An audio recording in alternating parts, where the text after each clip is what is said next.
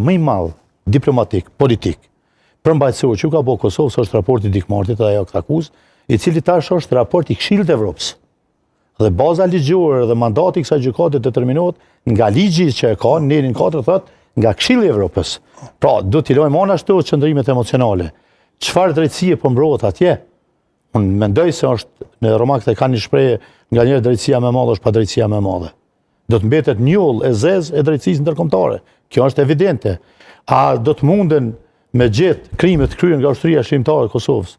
Kur? Përkundër faktit, kushtrimi jam befasu, kur se kom pa në rrjetet sociale. Po çtash një ditë, ka një javë. E kom pa një skenë, kryeministri në një anë dhe shkelzen Gashi, tash e kom thënë jam i mirë, në anën tjetër në 2 mikrofona. Dhe flet shkelzen Gashi se si u që ka kryer dhe me mira dikon. Ka vrarë plaka, fëmijë e tjera. Dhe kryeministri thotë, ky është shkelzen gati, nuk është në për podruma duke u fshehur, as në për zyret prokurorisë, por është në kabinetin tim këshilltar. Jam shoku. Pra, po harrojmë se do të i kalojmë ato. Unë di se ai ka publikuar një libër për gjitha masakrat që kanë ndodhur këtu. Unë e kam trujt, ne e kam rujt. Një 3-4 herë se s'më isha me besu. Para qeverisë, para hyrjes qeverisë, në 2 mikrofona, e kam dëgjuar, e kam ta dërgoj më saj. Pra, çfarë do të thonë me këto? Ne po mendojmë se kjo është pyetje individi. Jo, termi ndërmarrje për bashkët kriminale përfshin të gjithë spektrin e njerëzve që janë angazhu me pa atë që po shihnin ato skena dhe me na pa neve në televizion shqiptar të fol shqip. Shteti i Kosovës është aty. Edhe tjetër, unë mendoj se është përpjekje për minimin e shtetit pavarur të Kosovës. Mendoj se duhet të shifë ka herë duhet në detaje fshehet djalli. Të quhet ditë paqe. Nuk është në rregull. Kush e ka quajtur ditë paqe? Këtë Kosovë, sot zyrtarisht quhet dita e paqes. Leti që i thojmë në zhargonin ditor, dita e çlirimit. Unë po flas që quhet zyrtarisht.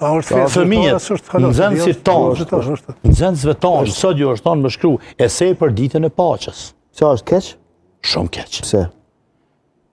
Sepse nga lufta kushtrim vjen liria. Po çlirohet. Liria. Unë po bëj interpretime profesionale, s'po foli me emocion. Mund të jemi revoltuar për shkak se po ma fyn gjakun aty në shife, nëse gjithçka buron nga ato galeria i kanë gjak rënj. Të thuash, kjo është dita e paqes, është fyerja atyre. Kjo do të thotë se nuk ka pas luftë, fëmijët tanë do të më thonë, s'ka pas luftë armatosur, as çlirim, por ka pas një konflikt që ka përfunduar me një kompromis. Kështu do t'ju themi sipas interpretimit që i bëjmë ditës së çlirimit. Se nga lufta vjen liria, pastaj liria mundson vendosjen e drejtësisë herë kushtrim, e mbi drejtësi vendoset paqja. Në Kosovë ende s'ka paqe. Sepse ende ketë për çdo kur e që s'dihet ku janë. Ende ke kriminal serb që janë dënuar, ende s'është dënuar Serbia, ende mbahen lider të luftës dhe të paqes në një gjykim të padrejtë me do akt akuza të stisura nga Shërbimi Sekret i Beogradit, prokuroria serbe, ruse e argat besa këtu mbrana vendit tonë. Pra, kjo është burimi i paqes, drejtësia. Kur vendoset drejtësia, ndërtohet paqja. E drejtësia në Kosovë ende është larg. Edhe paqja për këtë arsye është larg. Sot është dita e lirisë dhe çlirimit. Unë qëllimisht po i them e lirimit se çja është çorganizim, organizim, mobilizim, mobilizim. Edhe s'po përdor çën në aspektin gjyqësor, se duhet me qenë ai profesori i gjuhës që shkon te Adriatiku me Naseru. Por problemi është këtu.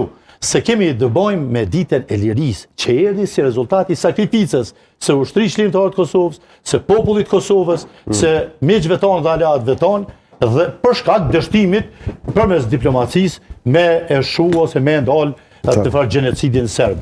Prandaj, unë mendoj se populli, rinia që janë e ardhmja këtij vendi, duhet ta ruajnë kujtesën të pastër, jo t'jau përzime dhe t'ja njollosi me forma tilla të interpretimit lirisë si paqe. Edhe ta çmojnë më shumë lirinë. Duhet ta çmojnë, duhet ta ruajnë kujtesën, duhet ta respektojmë atë vlerë. Kombit tonë. Kjo është rruga për me mujt me ndërtue një Kosovë në paqe pastaj në të ardhmen. Po. Njërit ju falenderoj shumë sonte për këto 2 rrëfime shumë veçanta, për cilat besoj edhe publiku pajtohet me mua 100% zoti Bytyqi. Faleminderit shumë. Faleminderit shumë edhe juve për ftesën. Duat që unë si gazetari i gjeneratës më të re, natyrisht ju them për gëzime, për punën tuaj, për karrierën